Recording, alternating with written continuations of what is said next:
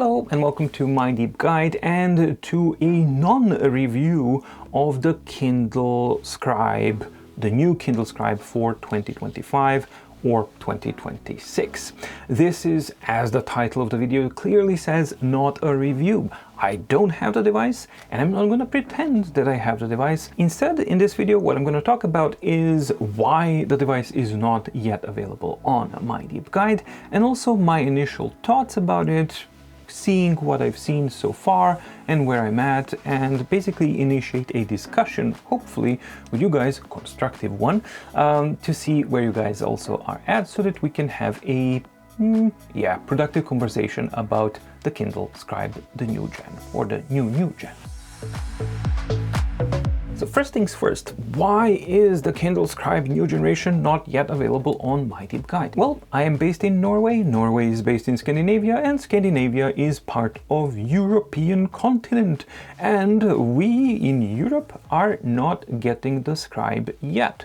Kindle Scribe, the new gen, is only available in the US so far. I have subscribed to Amazon Deutsch or German Amazon, and I do have a kind of notification as soon as it does become available for the color version, for the monochromatic front light version, and for the monochromatic non-front lit version, to get a notification so that I can order it and that I can kind of get it here so that I can bring you an in-depth review on the Kindle Scribe, because I know that a lot of people are going to be interested in it. I've almost succumbed to the pressure of kind of having to be obligated to think about a new Kindle Scribe device as this is an important device. But I think that I'm going to raise a second point here in this video where my question would be, is Kindle Scribe an important device, really, with what it actually brings to the table? If you are a devoted Kindle user, does it cater to you as a Kindle user? Especially when you think about your Oasis or something like that. And here let's talk about the color version, because that's going to be the super pricey one, really expensive one, but it's going to bring this like supposed to be the best color version. I've seen all sorts of titles, which is fine, that's the reality that we all live in. But I do raise a question of, okay, let's put it like this. Even if Kindle Scribe, the color soft version, brings out the absolute best color version of an e-ink screen that we have ever seen so far, best performance, best colors, best, all of it best, which I know it's not, but still let's pretend that it is. My question then would be, and, or, so what? Please hear me out before you take out all of your pitchforks. My argument is this: why does the Kindle platform need the color part of the equation? What is your Kindle device primary for? It's for reading. Now, those who are into comic books are going to say, yeah, of course it matters to me. Excellent. So we got for comic book use. Cool, we got one. Name me another one. Please do. You can't do document processing on Kindle Scribe because it's a limited platform. Note-taking is extremely limited because it's a locked-down platform. You can't integrate Kindle Scribe with any form of productivity because it's a locked-down platform. So essentially, the only reason why the color aspect matters on a Kindle Scribe is for comic books. That's it. I may be like completely mistaken in this, but I've tried, really tried to find other use cases other than comic book users and readers who would genuinely benefit from something like this. But I failed to find it. So please do let me know in a constructive way, if you're able to, in the comments down below, so that I know, educate me.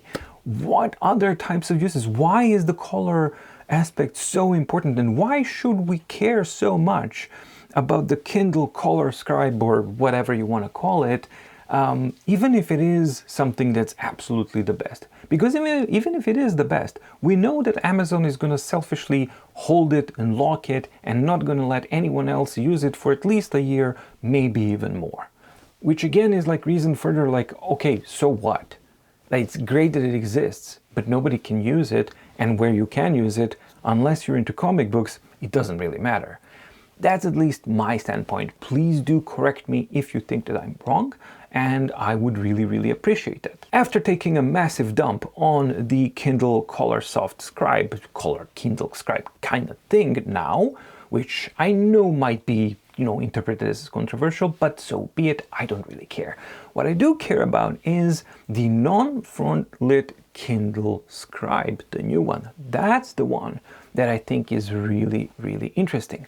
Why, I hear you say? Well, because it's the cheapest one. So you get all of the stuff that you should get from a Kindle platform, which is excellent build quality, top of the line pick of the screens that other manufacturers won't be able to get. So you will guaranteed get some of the best screens out there available on the marketplace. And you will get a platform that has had decades at this point of fine-tuning and refining their ecosystem and their platform for a very, very specific use case scenario. As an e-reader, those aspects are really, really important, but why the non-front lit one? Well, I've already said it's cheaper than the front lit one, but there's another aspect as well. When you remove that front light from the stack, you remove the distance from the surface of the screen to the actual screen itself. When you remove that distance, the screen itself is closer to the surface, and therefore the clarity and the brightness of the screen is even better than on the devices that have the front light stack in them. That, to me, is a return to the core of what an e-ink or an e-paper panel or a device is supposed to be. It's supposed to mimic electronic paper, and you cannot have that when your content is disconnected physically from the surface of the device, and that's what the front light does. So that's the reason why I personally am most excited about the new Kindle Scribe without the front light that's monochromatic, and it happens to be the cheapest one of them all. So for me personally, that's the one that I'm banging on. That's the one that really, really excites me. The front lit black and white one, I'm pretty sure that that's going to be a very, very popular device and that a lot of people are going to go for that.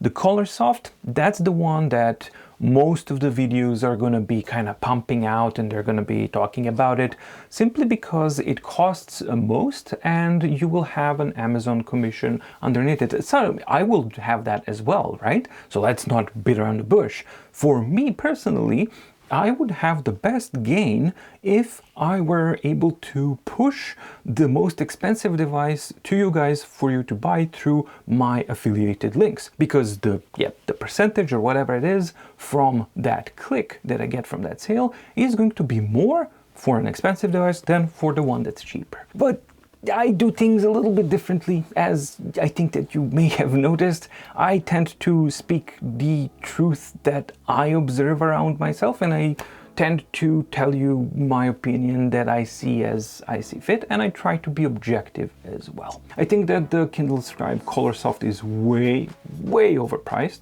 It's massively too expensive for what it actually is. The Scribe monochromatic with the front light, it's still quite expensive for what it actually is, and therefore the monochromatic one is without the front light. That's the only one that actually makes any sense to me from this new lineup, and that's the only one that's of genuine interest for me. So that's my take on the new Kindle Scribe that we are eagerly awaiting here in the peaceful lands of Europe. What is your take? What is your opinion? I'm sure that if you think that I'm wrong, you're gonna tell me where you think that I'm wrong, and that's fine, that's your right.